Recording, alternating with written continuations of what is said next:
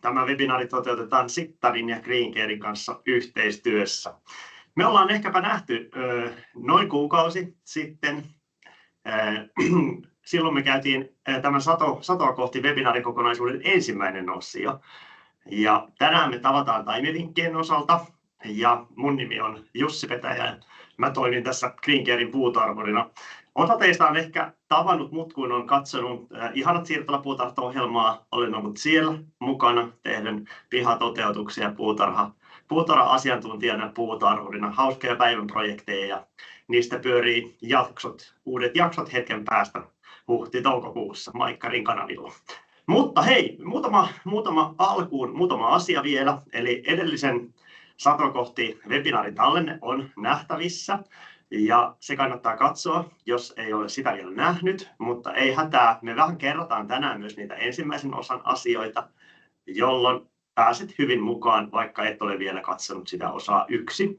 Mutta katso se vaikka tämän liven jälkeen.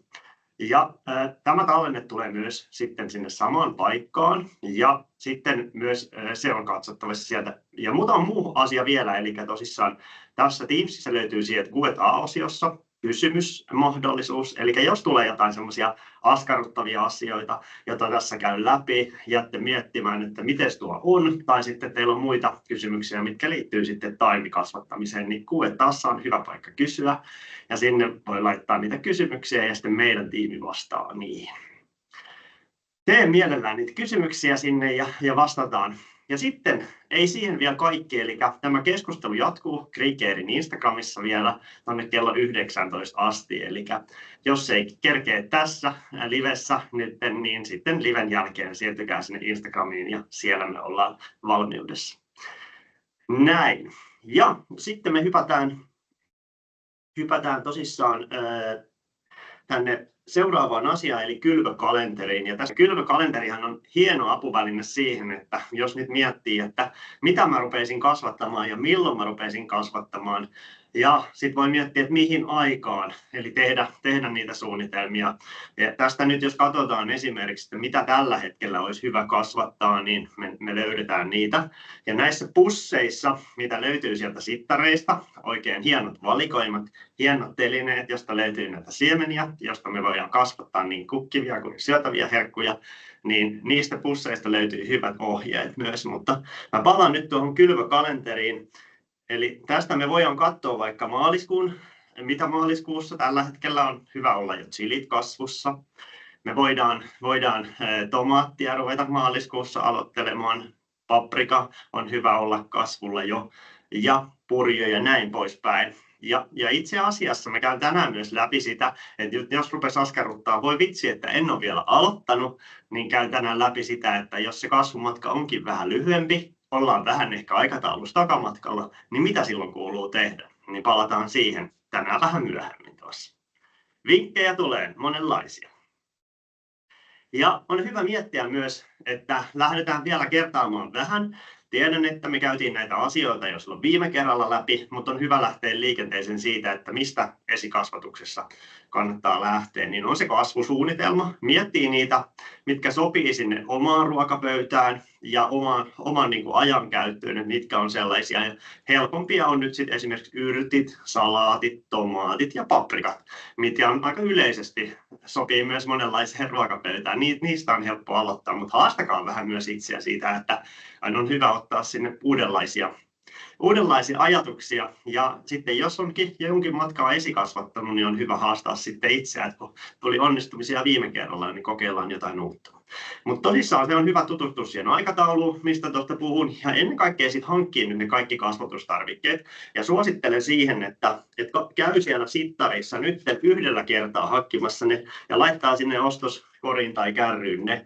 Mäkin kävin katsomassa ja oli kyllä hyvät esillepanot ja mulle tarttui sieltä mukaan tämmöinen Greencarein kastelulannoite, josta muutama sananen myöhemmin. Ja sitten oli tämmöinen kosteusmittari, joka auttaa hyvin siinä, että kun mun pitää tietää, että onko mun multa siinä vaiheessa, että kuuluuko kastella vai ei.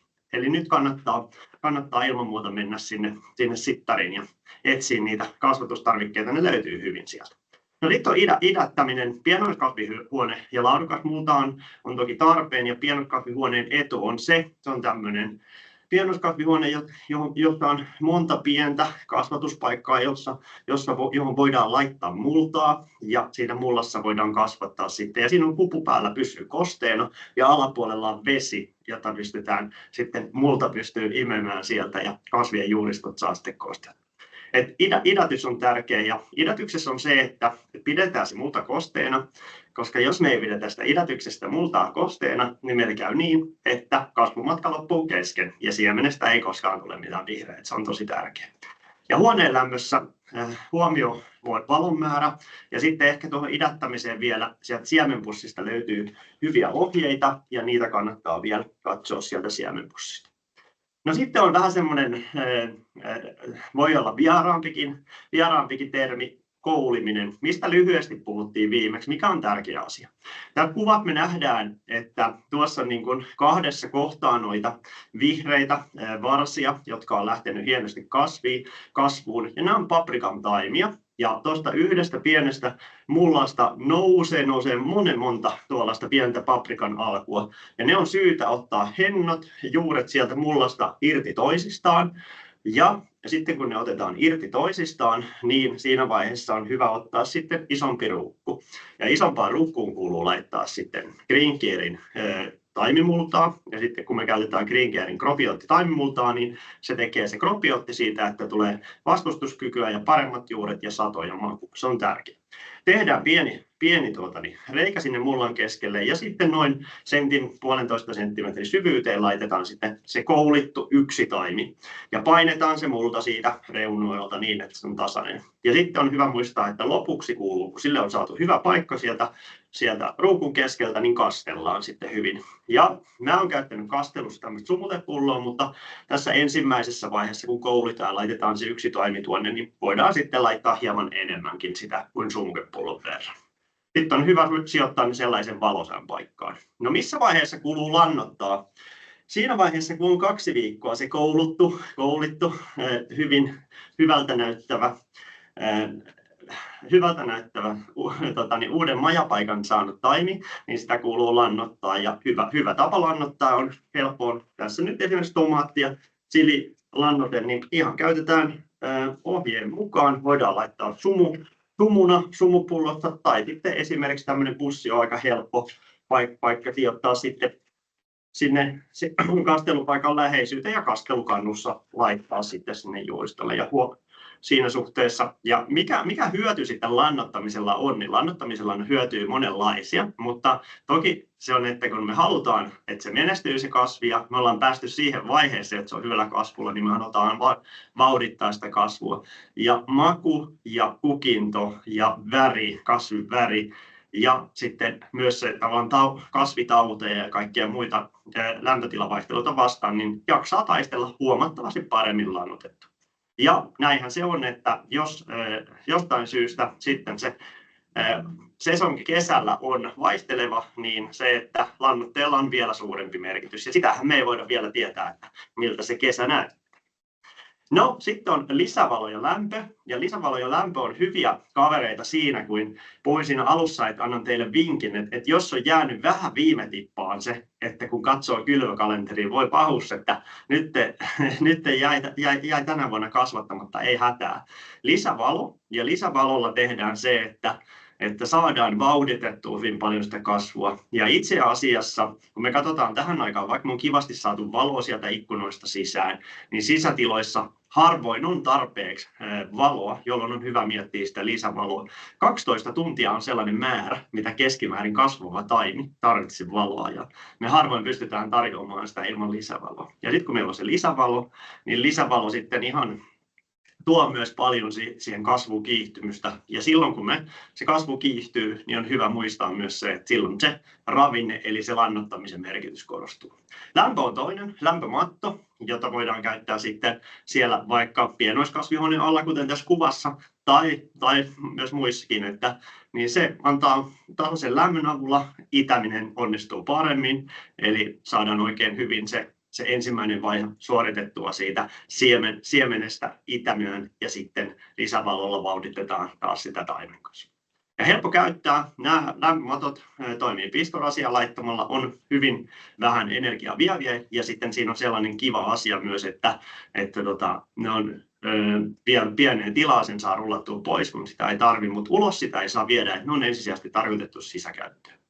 No, valomäärän lisääntyessä ei voi vaan korostaa sitä, että kastelun merkitys on suuri ja kastelussa, jos haluaa varmistua siitä, että kastelenko mä nyt oikein verran, niin sitten löytyy sittarista näitä hyviä apuvälineitä. Tässä on kosteusmittari, jota viime kerrassakin pilautin. Ja tämä on hyvä kaveri, kun miettii, että onko nyt kasteltu oikein. Ja sitten kun kastellaan, on hyvä välillä. Tiedän, että ne ruukot on pieniä ja hankala, niin laitetaan vähän syvemmälle se sormi ja tunnustellaan sitä ja alapuolelta, että onko se nyt kostea. Liiankaan kosteahan se ei toki saisi olla, koska sitten voi tulla vierasta kasvustoa siihen ja ehkäpä sitä kautta voi tulla sitten tautiriskiä sille kasville. No sitten, mitä tapahtuu sen jälkeen? Mä puhun karaisusta ja mitä karaisu tarkoittaa. Käydään sitä siellä seuraavassa 3. jaksossa vielä vähän tarkemmin läpi, mutta mieli tekee kertoa tästä muutama sananen. Eli karaisu tarkoittaa sitä, että kasvit viedään totuttelemaan ulkoilmaa. Ja puhutaan monesti ajankohdallisesti toukokuusta, ei välttämättä ihan alusta, vaan mennään vähän pidemmälle. Lämpötila on siellä 10-15 asteen hujakoissa. Ja keskipäivän ajalla lähdetään ensimmäisen kerran laittaa noin 80 minuuttia kasvi ulos, totutellaan ulkoilmaan. Seuraavalla kerralla voidaan toistaa 40 minuuttia. Et laitetaan aina kerrointa lisää. Sitten tunti tai vähän reilu tunti, 20 minuuttia, mikä sitten on, mutta pikkuhiljaa ja noin viikon ajan kuuluisi totuttaa ulkoilmaa ja sen jälkeen se viihtyy siellä. Se on aika shokkitila, jos viedään sieltä tasaisesta huoneenlämmöstä yhtäkkiä vaihtelevaan ulkoilmaan, jos on tuuli ja UV-valo erilainen, niin on tärkeää, että me saadaan satoa, niin muistetaan karaista, meidän tärkeät hyvälle kasvulle saadut taimet. No sitten hei, muistellaan vielä vähän, että mitkä on niitä tärkeitä asioita, niin se säännöllinen kastelu. Ja kastellaan veden kanssa ja sitten kun ollaan hyvässä kasvuvaiheessa voidaan käyttää kastelulannoitetta. Ja sitten on lisävalot ja lisävalolla pystyttiin tekemään myös se, että voidaan vauhdittaa sitä kasvua ja saadaan sitä kautta myös vahvemmat taimet. Ja todennäköisyys onnistua taas paremmin sen sadon tai kukinnon kanssa. Ja sitten toki on aina se lämmin paikka, mutta lämpimässä paikassa on myös se, että ihan suoraa auringonvaloa, pahteesta auringonvaloa pieni taimi ei mielellään näe. Että se on hyvä muistaa. Nyt me ruvetaan olemaan tämän webinaarisarjan osa 2 loppuvaiheessa. Ja on ollut tosi kiva, että olette olleet mukana tämän osa 2 siellä. Ja varmasti monet teitä oli osa 1. Ja tämä ei lopu tähän, vaan me nähdään vielä osa 3. Ja me nähdään 10.4. ja silloin me käydään läpi istutusvinkkejä. Eli me mietitään jo sitä seuraavaa vaihetta. Me puhuttiin tänään karaistuksesta, siitä, että me mennään sinne ulos ja mennään ensi kerralla vähän enemmän ulos. Ja me mietitään, että mitkä on hyviä niitä kumppanuuskasveja niille meidän taimille ja ruvetaan miettimään sitä, että miten me kumppanuuskasvien avulla saadaan parempaa satoa, parempaa makua, kartoitetaan tuholaisia ja meidän puutarha voi kaikkia hyvin. Ja sitten siellä on myös niitä meille tärkeitä pörliäisiä.